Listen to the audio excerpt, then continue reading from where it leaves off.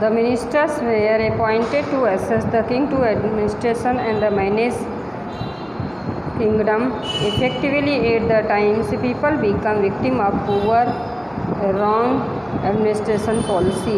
Ministers को ही राजा घोषित कर दिया जाता था और इस तरह से उनके द्वारा ही शासन चलाया जाता था। इस लोग जो है बहुत कभी कभी ऐसा होता था कि बहुत जो है गरीब हो जाते थे, उनके ऊपर जुर्म होता था या फिर उनकी जो एडमिनिस्ट्रेटिव पॉलिसी थी वो गलत होती थी।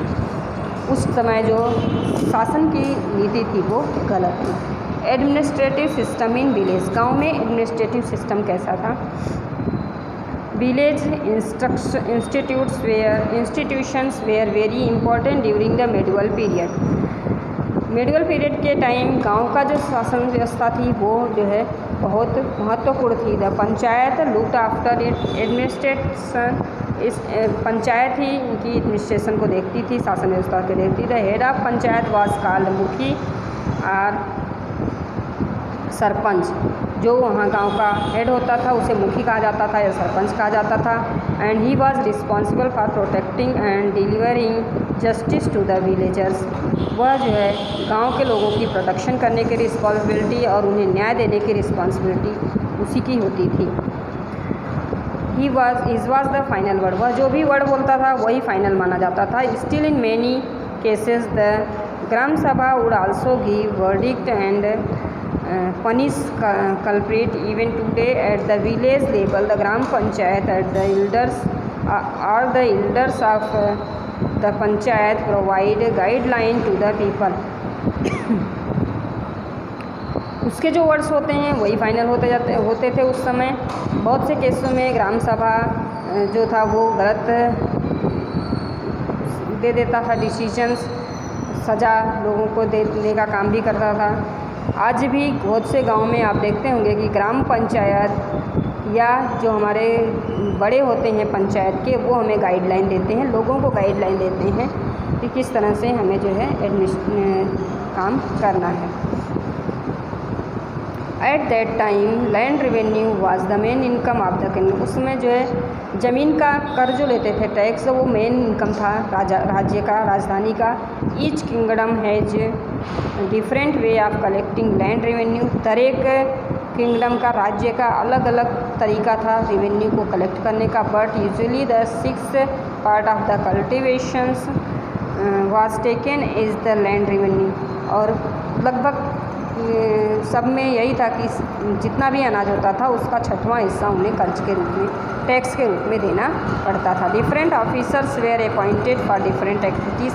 अलग अलग कार्यों के लिए अलग अलग ऑफिसर से अपॉइंट किए गए थे। Moreover taxes were collected at ports and octroi points. उसमें भी जो रेवेन्यू वगैरह टैक्सेस वगैरह कलेक्ट करने का जगह वो पोर्ट पे किया जाता था या ऑक्ट्राई पॉइंट बनाए गए होते हैं, वहाँ होते थे।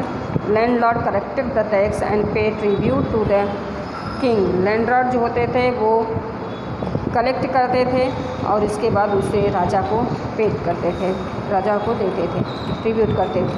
Literature during the Rajputs there was a lot of religious writing as well as literature of the various kings.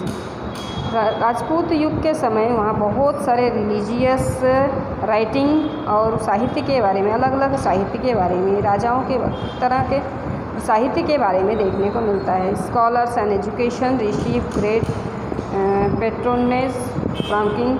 जो विद्वान होते थे या शिक्षा से संबंधित शिक्षा देने वाले होते थे उन्हें बहुत ज़्यादा सम्मान देते थे राजा।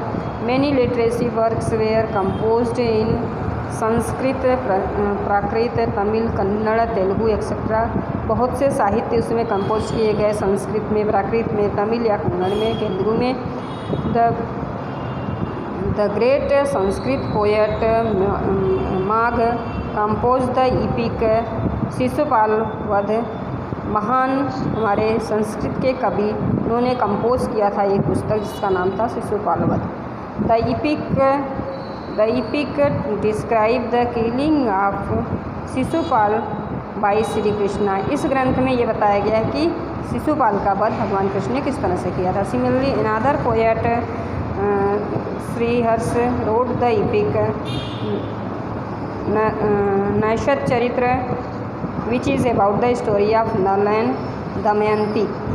और दूसरा एक सिमिलरली दूसरे एक लेखक थे जिसका नाम था श्रीहर्ष, उन्होंने भी एक ग्रंथ लिखा जिसका नाम नैषध चरित्र है, और उसमें जो है नल और दमयंती की स्टोरी के बारे में बताया गया। Even song by Radha and other gopis sung in praise of lord Krishna were presented in a lyric manner. यहाँ तक कि राधा और कृष्ण के बारे में और गोपियों के बारे में दूसरे गा करके लोग जो है प्रेजेंट करते थे, लायरिक गीत के रूप में प्रेजेंट करते थे, तरीके से प्रेजेंट किया हुआ भी मिलता है। The biography and the achievement of the Kings where also compose in A poetic manner.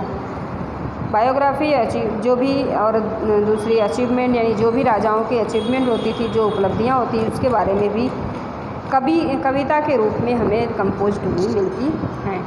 Harsh Hemchandracharya road Kumarpal चरित्र based on life of the Solanki king of Gujarat Kumarpal.